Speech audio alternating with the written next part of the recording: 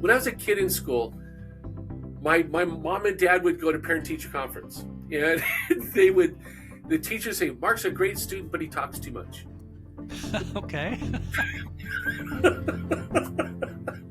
So I've taken that to the next level and made a damn good living of doing it. And I find that fascinating, Mark, because I was exactly the opposite growing up. I was very introverted, sat back and watched, very analytical, watched to make sure that the environment was safe. I would be opposites of the personality. Mike Ferry would call me an analytical, double analytical probably, and he would call you an expressive. Those are on the opposite quadrants in the personality types that Mike Ferry teaches. Yet both of us have learned how to talk with people that we don't know and be successful in the sales business. You said that it was God-given talent. You had the God-given talent. I had to learn it. I think it's important for people to realize that even if it's not something that's comfortable, it's something that you can learn and it's something that you can master. I completely agree 100%, Mark. What you just said right there nailed it. Both of us had to learn how to get out of our comfort zones, because even whether I'm an extrovert, let's say call you an introvert, we both had to get out of that comfort zone to be able to master who we are and express who we are eloquently. I should say eloquent, but the best that we possibly can to get our points across, to have people listen to us, understand us, and trust us.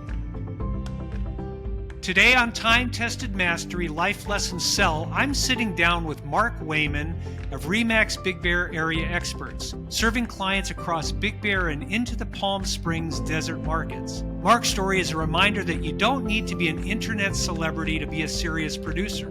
He's closed hundreds of transactions and continues to stay active, yet you won't find him chasing attention online. He's built his business the old school way: consistent relationships, steady follow-up, and doing right by people over time.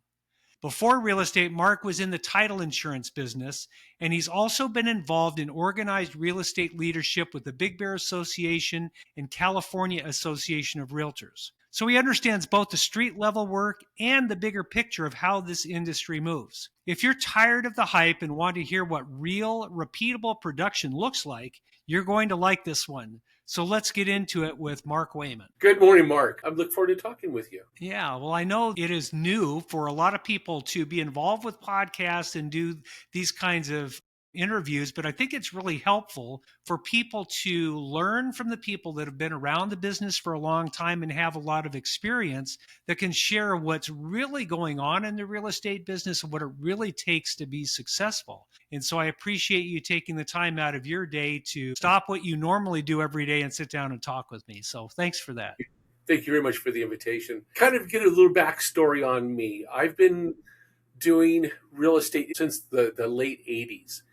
When I was a young kid, I wanted to do something different. Real estate's always intrigued me because helping people was really kind of always my bottom line of what can I do to make a difference in life, and also be in charge of my own destiny. Okay. That is probably the most important thing, is being in charge of my own destiny. Parents, they were 9 to 5 people.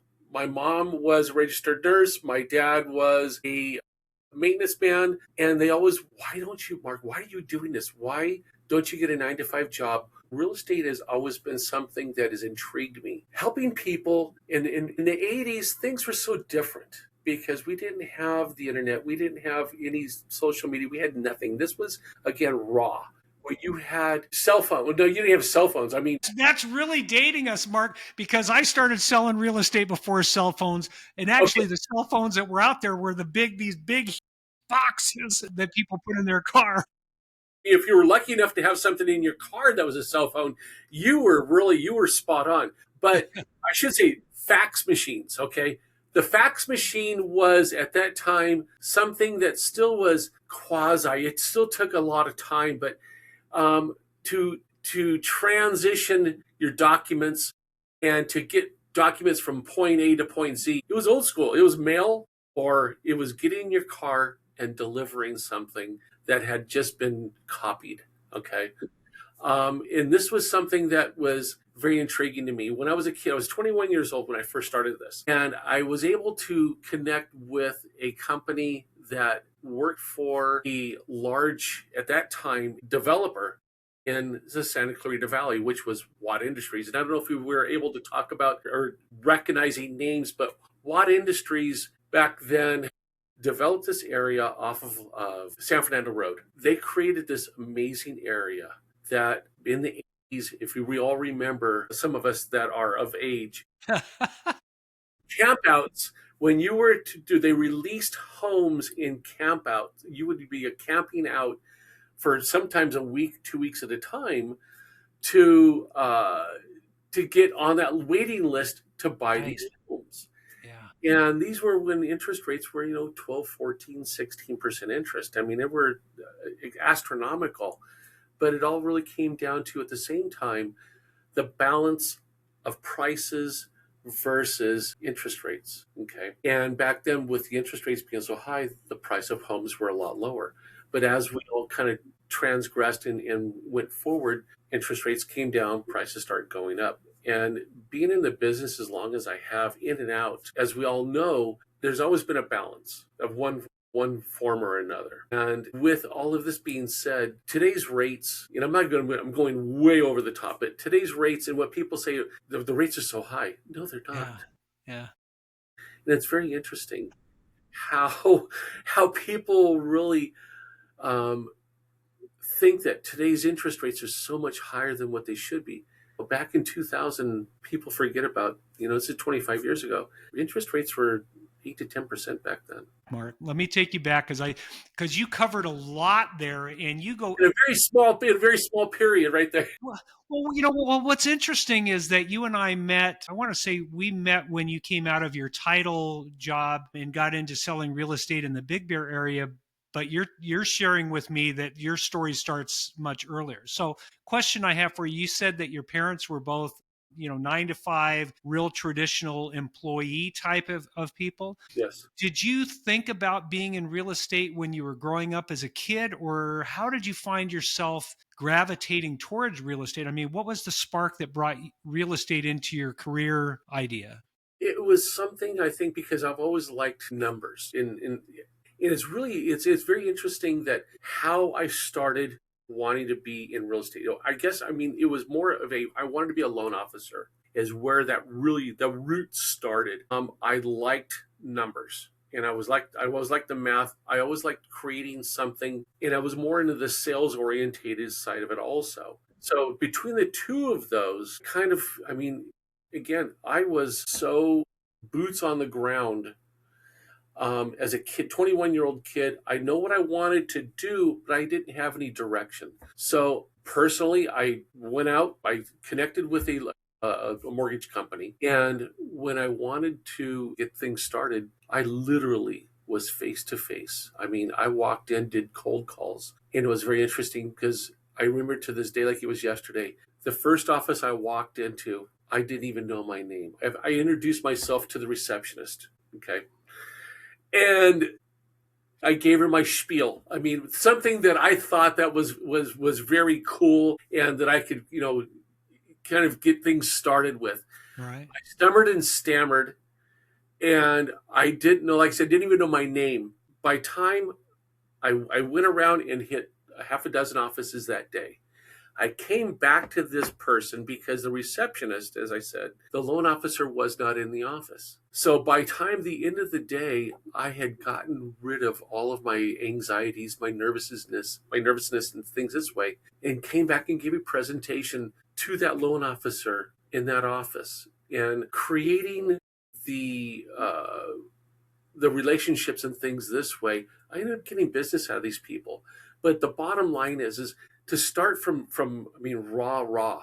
It really comes down to basics. You can never change basics. You have to be in somebody's face. You have to build that relationship with people. It doesn't matter who you are or who that person is. And what I've always found in sales in my whole life is you do not discount those people that may just be a receptionist, because in any office or anywhere you go, that front desk, that is a heartbeat of that office. That person right there will allow you to navigate anywhere you can within any type of organization, whether it be a real estate office or any office that you want to be as a salesperson to get into, to get involved and meet the people that are the key decision makers. And it's kind of like the basics of sales 101. So you came out of a family that was traditional 9 to 5. You were interested in numbers and you started cold calling. So what was your first job? Were you in the loan business when you first started? Actually, I'm to back up for a second. The very, very first job that I had was I worked for Southern California Edison Credit Union, and it was right out of high school, and had some opportunities to get there and dealing with the members of the credit union. They kind of allowed me to navigate that we were doing personal loans and things, like signature loans is what they would call them back in the days. And that's kind of what had taken me to that next level of wanting to get back, to take that customer service and getting to talk to people and taking it to the next level of actually getting in real estate and going out and doing actual real sales and doing cold calls. Cold calling is probably one of everyone's biggest, fairest, scariest opportunities. That's one thing that I can't cold call. I can't accept rejections. And to me, that's more exciting than anything because you get past all those no's and you're going to find all those yeses. And to me, making cold calls face to face, some people find it very intimidating.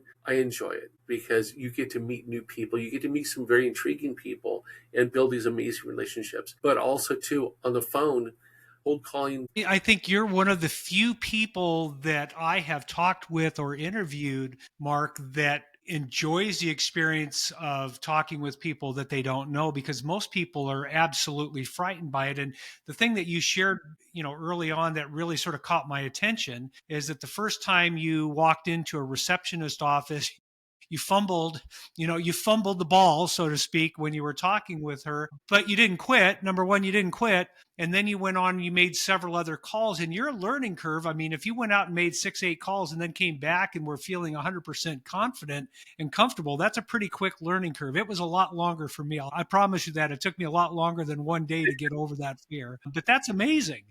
I've learned by, and that was probably, that was one of my self-learning lessons that I had. But what's really interesting also is I've been taught by some extremely professional people about cold calling. And that's kind of probably where I've really perfected my skills is in cold calling is you practice.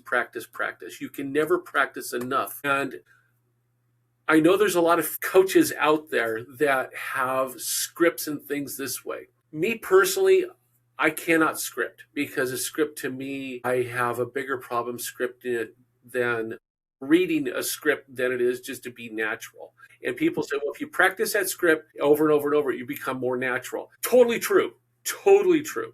But there are certain people like myself that if you can and do this naturally, just share what you have in your mind. Share what you have to each other at the time that you're talking to somebody, because everybody, as we know, are individual. Okay. So that script can work for a lot of folks, but everybody's individual. Everybody has their own individual needs and personalities and things like that. So for me, I would take a script and kind of use it as a guideline. Do not, in my personal opinion, don't ever just verbatim read off a script, because it sounds too rehearsed. Create your own personality, okay? Seriously. If you can take that information and disseminate it into how you actually talk naturally to people, that's your best bet. I mean, okay. Seriously. So, let me ask you a series of questions that focuses on the idea of talking with people that you don't know, because I know a lot of people that are listening to the podcast today are going to hear the phrase cold calling and they're going to say, I don't want to do cold calling. I don't like cold calling. And the reality today is, the way that we did cold calling 30, 40 years ago is quite different than it used to be. But the principle is still the same of talking with people that you don't know. That is correct. So if you were starting over today, what would be the practice steps that you would use or that you would share with a new person that doesn't have any experience talking and approaching people they don't know? First off, get out of your comfort zone.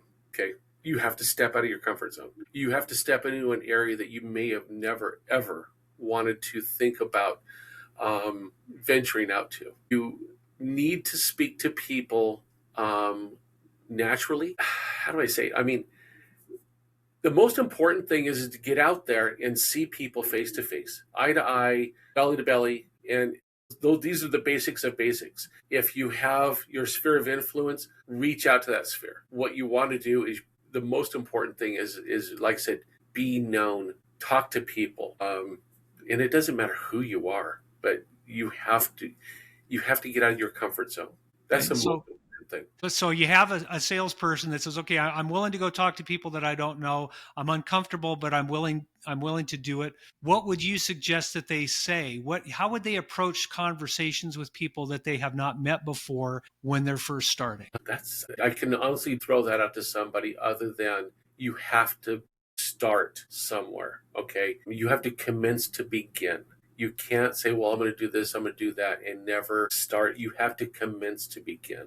And you have to start it, whether it be as uncomfortable as you want to be or not. You have to make these adjustments as you go forward.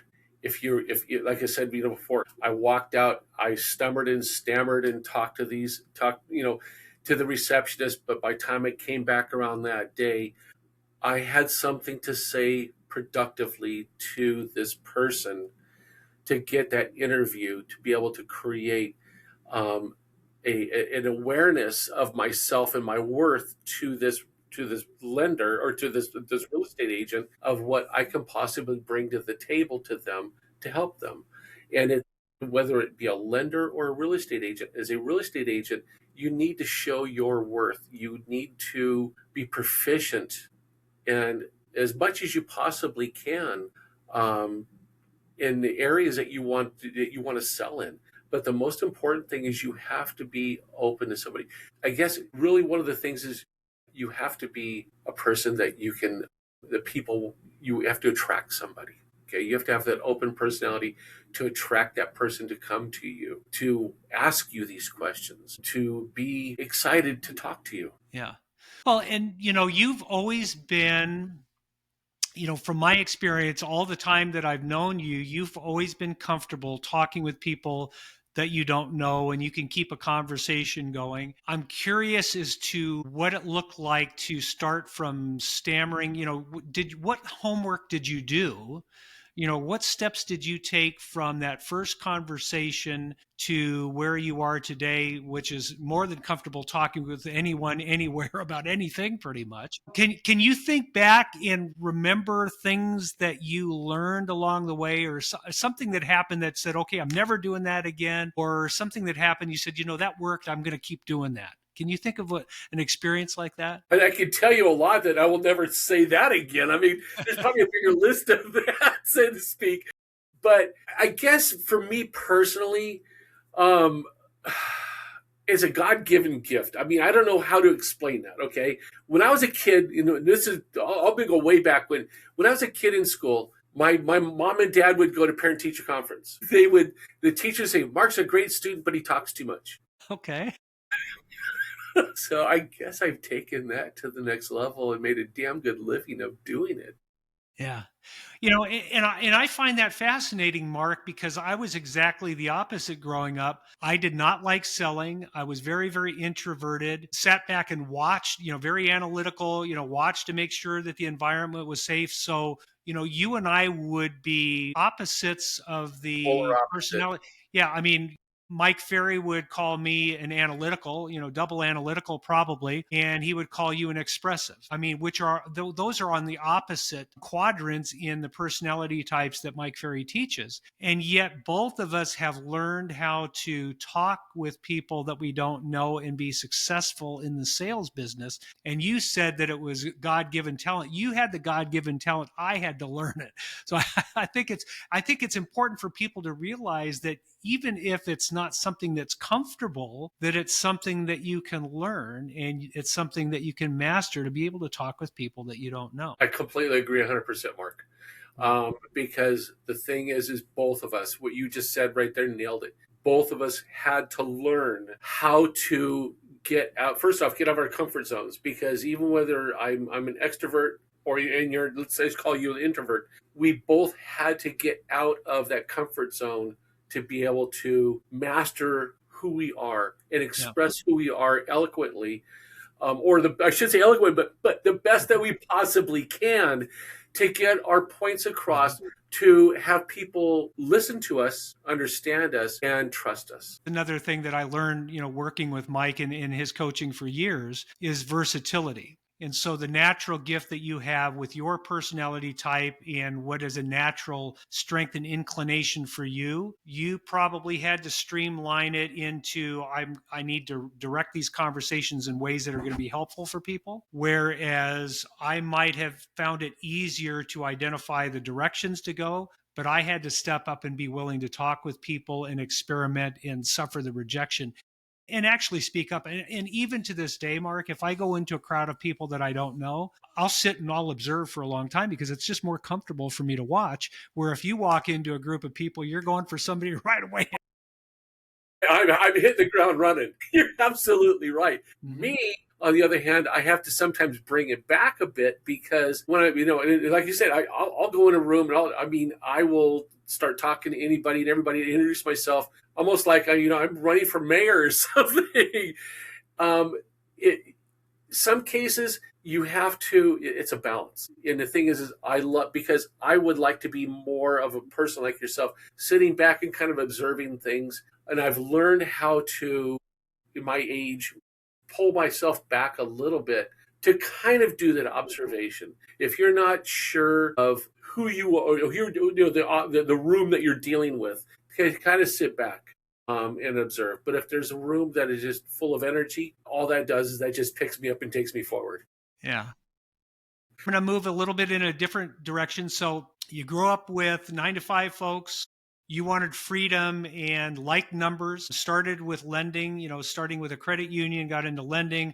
I know that you navigated into the title business. So by the time you got into real estate, when I first met you, you already had years and years and years of sales experience behind you. Yes. What made the real estate business attractive to you after what you had done previously? In between, when I was a loan officer, I had stepped into a sales position for a corporate company that was selling concrete. It was a ready-mix company, and it was a very, very large ready-mix company here in Southern California. And that kind of, again, that built my skills of building these relationships, because I'm dealing with very large contractors and multiple levels of people within those contractor companies. Of where do I go?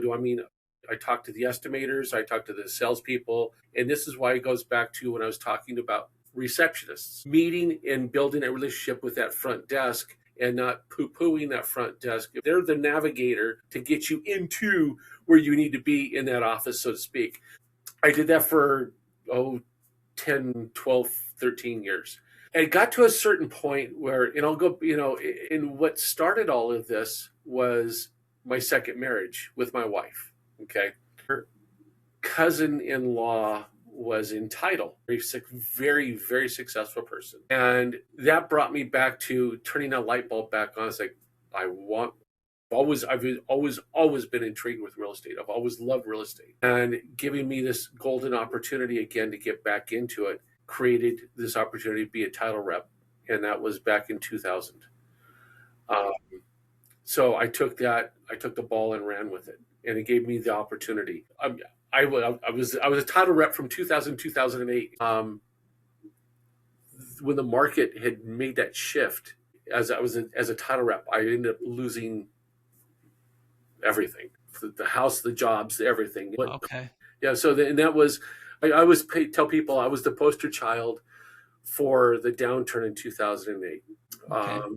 Which caused us to have to make adjustments in our lives. This is something very personal that in 2008 is when we ended up having to make a move from the Antelope Valley to Big Bear. And in that point, we moved into our little house. We had a very, very small house, but we had 4 birds, 2 dogs, and a teenage kid going to high school. And it was a complete life-changing experience. but it was something that we didn't give up. I told my wife, Jamie, I said, again, and this is when the market people said, well, you're actually going to go sell real estate in a market like this. I have nothing to lose. I've lost everything. Huh. And Okay. this was something that I felt compelled about because I had such a strong conviction that I want to sell homes. Okay. I want to be a realtor. The times that we went through tough times as most everybody did in 2008. Adversity is a part of being successful as a real estate broker. And when I say adversity is something that is important, it's because the market is constantly changing. There's up markets and down markets and everything. And everybody went through that. Everybody that was in the business went through 2008 and 2009. I was in a position at that time where I had gone from a bad market into a bad market again in the late 80s, early 90s. So I'd already been through a crash in my experience. And so when we got to the end of 2005, 2006, I was pretty cocky because I had saved. I put myself into a good position, to withstand the next downturn personally. And when the next downturn came, I thought, this is going to be okay for me. But what I didn't recognize at that time was that I owned a company. And now I had 32 employees that I was responsible for, and they were not prepared for it. So not only was I responsible for taking care of myself in the downturn, but I was responsible for 32 other people with the It's downturn. a different level. It was a completely different experience, one I never ever want to repeat again. And so for the next 3 years, all the money that my wife and I had saved to be prepared for the next downturn, we had to put a lot of that money back in to keep our company and keep our organization and keep our people healthy.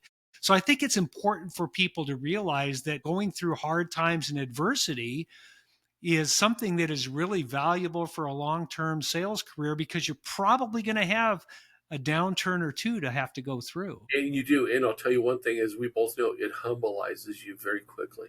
It makes you very humble very fast. And you're absolutely right about that, because I was same thing. I was a cocky sales rep, a title rep. I was making stupid money. I'm making more money than I ever had in my life. As okay, this is never going to end. This is it. Right on. Let's rock and roll. And it does. When you have adversities like this, that you just come around to bring you back to reality, is these are things that you can express your life experiences to people, but most people aren't going to understand until they sit, it hits them themselves, until they are actually able to live through that. And it's something that if any have any astuteness to you, you pay close attention to what the mistakes that you made prior, and hope to God you don't make them again, because it's something that I wouldn't wish on anybody with what has happened in a lot of people's lives, especially with ours. It took us several years to rebuild our lives. Right. But to where we're at now, I wouldn't change a thing other than continue, excelling, and the most important thing is don't forget the basics. So many people want to reinvent the wheel. So many people want to redo this, well, this is the new best thing. The basics are always going to be the basics. And this is something that you and I, we're basically the same age and coming from the same thing in sales and doing all this our whole lives. And in real estate, it's never going to change. The basics are the basics. And those are stay face to face with people, learn how to talk to people, be true to yourself, and just be honest. And that's kind of really what it comes down to. Yeah. What I'm so grateful about you sharing the experience in 2008, 2009, having to rebuild and taking time in order to do that, is that I think that may be one of the most valuable parts of our conversation today, because there are many people within our industry that are experiencing that first downturn in the market for their career right now.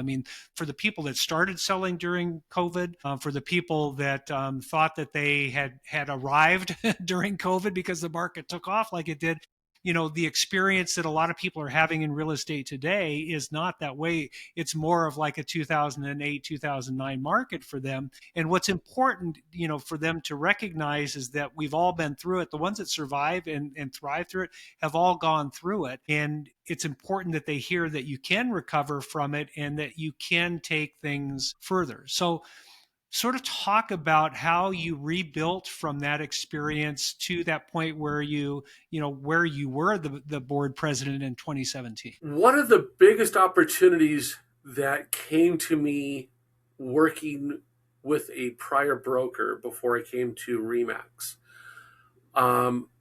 was working with a company, USAA. Mm-hmm. Everybody knows who USAA is. Yeah.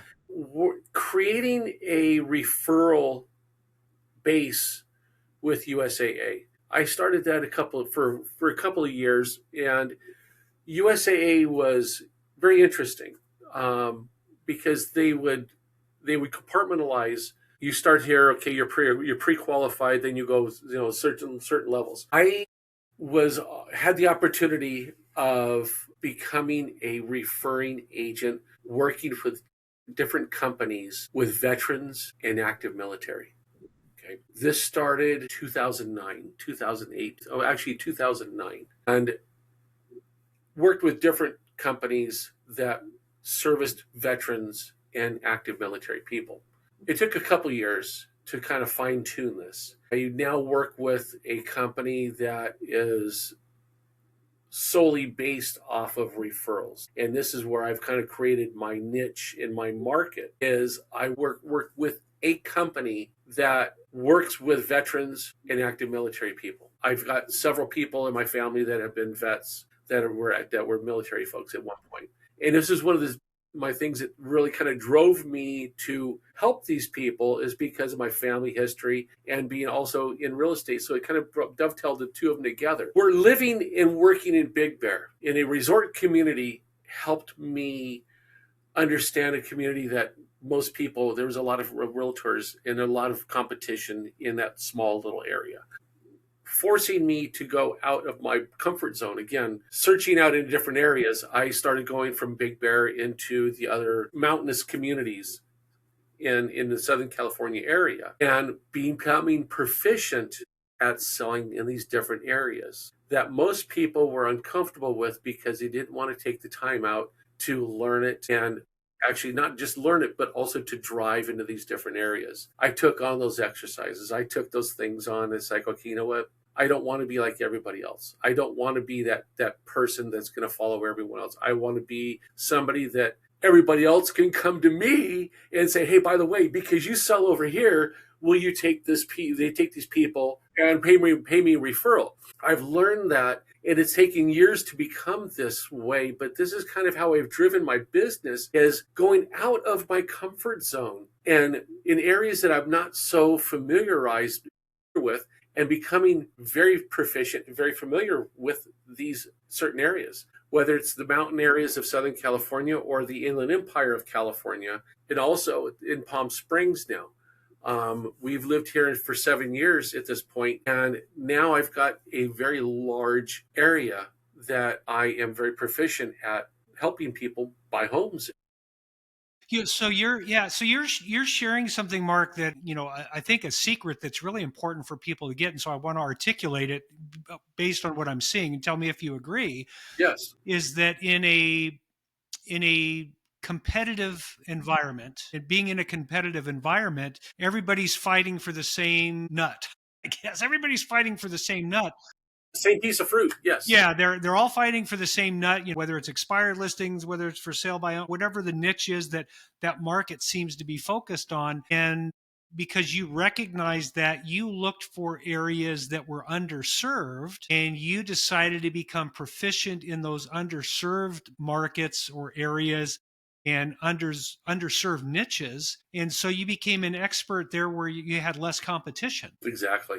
That is correct. That is absolutely correct. And then also taking the dynamics of the niche that I have created for myself, working with the military folks and things like this, because the company that I've kind of connected myself with is in a large area. It's really has served me well because, and I guess it goes right back to when I lost everything in 2008 because it was in such a small, condensed area that I was not going to allow myself to be put back in that same little closet. I went out and I worked to broaden my horizon, to make things bigger and better, so I'm not limited to one specific spot, to have something in a particular area decline, so I can kind of maneuver myself and my business accordingly to where the market is taking me within my service area. Yeah. Yeah. Fascinating.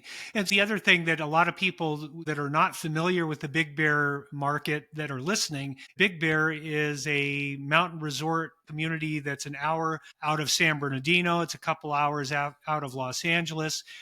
And real estate traditionally has been a very local geographic business. And over my 40-year career, that changed. For a long time, there was this sort of this tight bond in Big Bear where the agents didn't like people coming in from outside of the Big Bear area because they didn't know, quote, the market. And there's always been this tension, with out of area brokers, that didn't have, quote, geographic competence of the business that's there. And rather than fight that, rather than fight and get into that mold where you're fighting over the same squirrel nut and complaining about all the people from outside the area trying to come in and fight for the same squirrel nut. I don't even know if that's a really good analogy of the squirrel nut, but It pretty much is. Yes, that's what it's coming to my head. But what you did is you says, okay, the heck with that.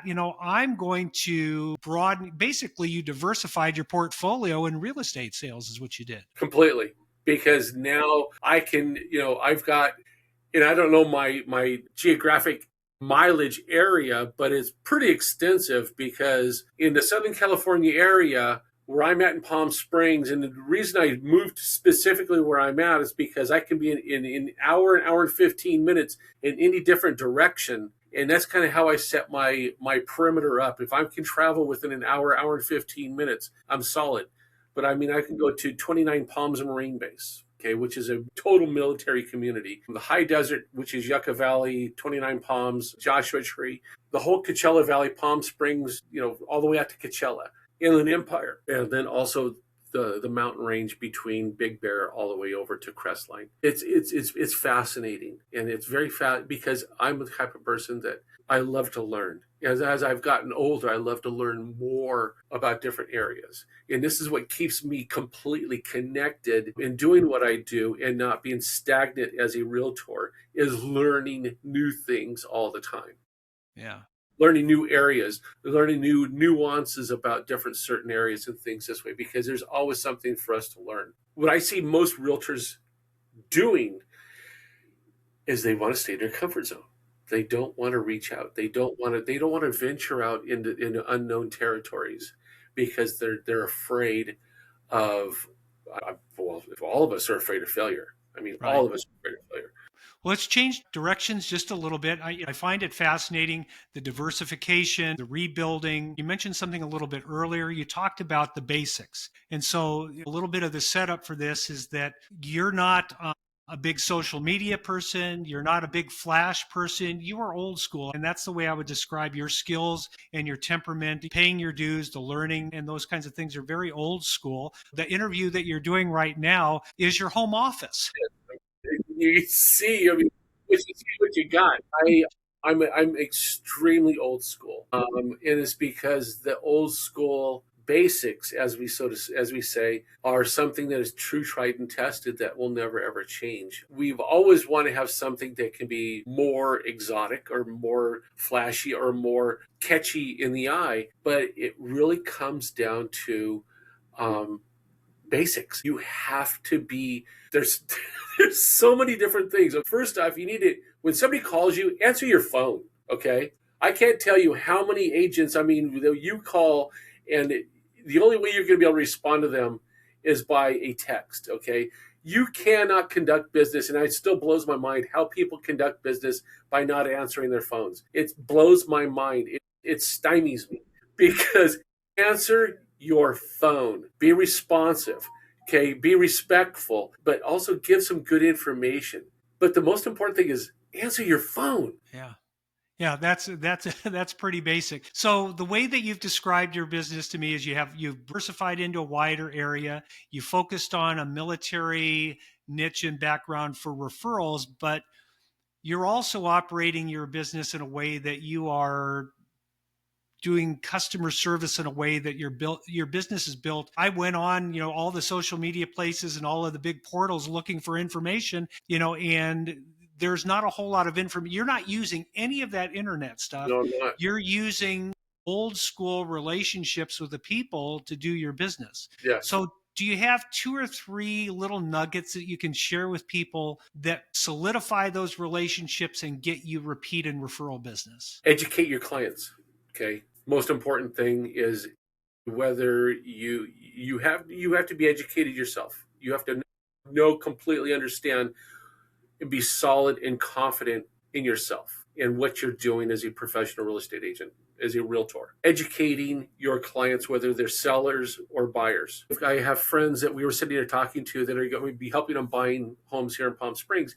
And we sat down and talked about this. A typical homeowner buys a home, every 5, 10, maybe 15 years, or maybe every 30 years. Most people do not understand the process of a real estate transaction. The most important thing is educating your client in this, either on the listing side or on the buying side. I don't do as many listings, but I have a pretty doggone good balance of between my buyers and my sellers. Each one of them, I said, okay, we're going to go through this. We're going to hold hands. We're going to go step by step through this whole process. You will be very well informed on every step that you take. Okay. And that is probably the most important key thing, is educating your clients and not assuming that they know what's going on. Keep them informed. Communication, it goes back to answer your phone, but communication is the utmost important key factor of anything in any business, especially in our business, because we're customer service oriented. We have to be an example of customer service to our clients. Because if not, people say, well, what do I need to pay you for? Because I can do this myself. Well, it's because they've had these experiences where in the past, that person that was representing them didn't really do their job. They didn't do what they're supposed to help their clients in processing their transaction and educating them from the start to the finish. That's my opinion. Yeah. So answer the phone, that's huge. I mean, especially in a world of AI and text and all the other things, when people want to be helped, there's nothing more helpful than to be able to talk with the person that is supposed to be helping you. So I think that's golden. But the other thing that you said, I think is important too, explaining the process of what it is that you're doing. If people don't know what you do as a real estate agent and a broker, and they don't understand all the parts and everything that you're doing, there's no wonder that they're going to question what they're paying you. Exactly. Right? Yeah. I mean, you could be the best salesperson in the world, and if people don't know what you're doing, there's no reason for them to work because they don't know what you're doing. So but they don't have a clue because they don't understand our jobs. They don't understand our business, other than they need to sell their house and go to their next destination. Yeah. And I love the way, the old school way that you're describing is a lot of people, when they're trying to pitch their value proposition, will tell the market, they'll tell the world, they'll tell social media how great they are. And that's not the approach that you've taken. The approach that you've taken is to go and demonstrate the client that's in front of you what you do. And so you get their loyalty and you get their referrals and their repeat business. I think that's golden. You nailed it right there. That's exactly it. And it's worked for me, and it continues to work for me.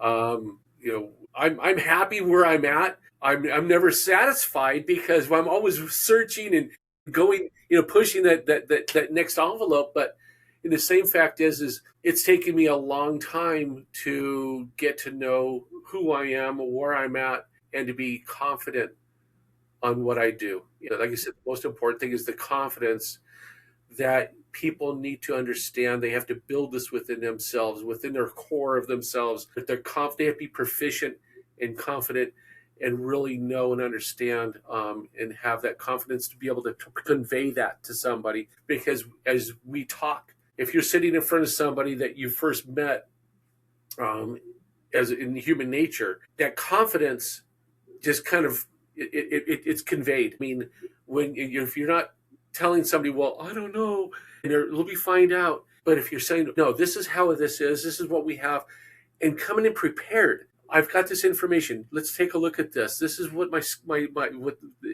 your house is worth, or This is what the market, if this is what your house is worth as a seller. As a buyer, the buyer says, well, I want to do this a little bit different. Well, this is what the market is this is where the market's at. And if you want to, put your offer together accordingly, I'm just letting you know, this is kind of where everything lies. So it really comes down to knowing your market, being confident, but also being in control of your clients, both sides as well. Yeah. I mean, there's so many different layers, as we know. Yeah. Well, you gave a great introduction to my last question. What goal or what direction are you headed right now? What's the thing pulling you or driving you today? Keep doing what I'm doing, but stay focused, stay in line, and don't ever stop learning.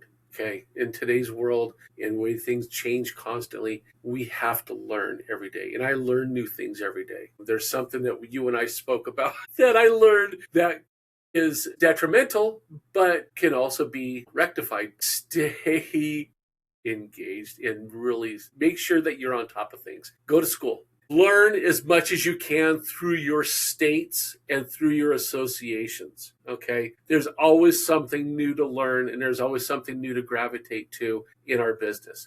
Our business is something that we, as all of us, can say, you'll never learn, or you'll never know everything. You always will learn something new every day. Okay.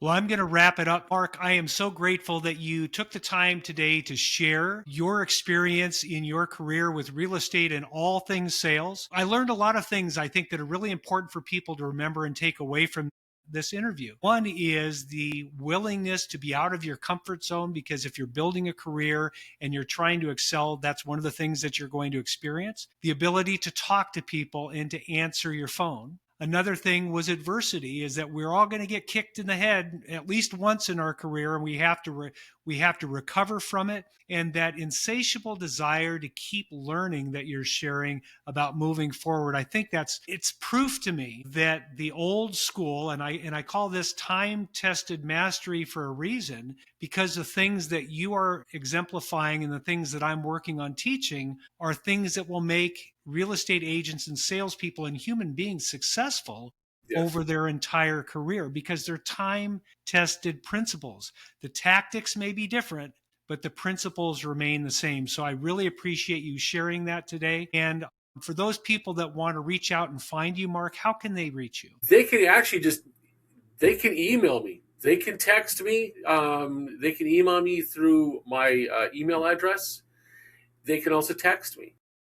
I am really seriously down and dirty. If you want some true help and you want to understand how things work basically, I'm there to help you if you want to be helped. Great. Well, thank you, Mark, for that.